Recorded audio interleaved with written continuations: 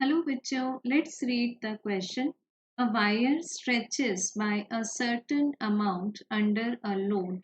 If the load and radius are increased to 4 times, the stretch caused in the wire is.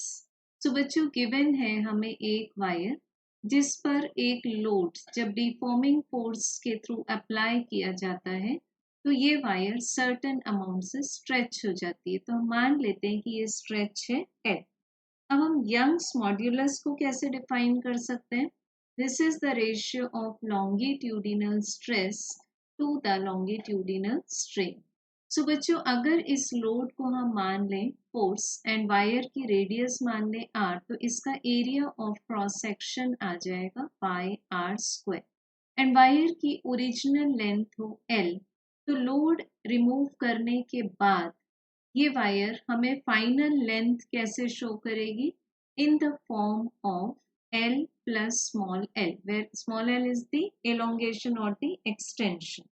सो बच्चों हमें stress का expression मिलता है force divided by area and the strain is elongation divided by the original length. So यहाँ से हमें elongation small L का answer क्या मिल जाएगा?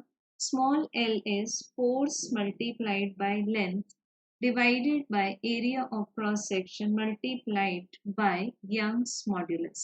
तो ये आ गया इक्वेशन नंबर 1। अब बच्चों क्वेश्चन में सेकेंड कंडीशन रेज की हुई है कि हम रेडियस और load, it means radius R को डबल कर दें, सॉरी 4 टाइम्स कर दें। तो रेडियस आर को अगर 4 टाइम्स किया तो R square it means area will be 16 times of the original area, ये मान लेते हैं ए डैश। और लोड एफ को बनाया जा रहा है 4 times of the previous load.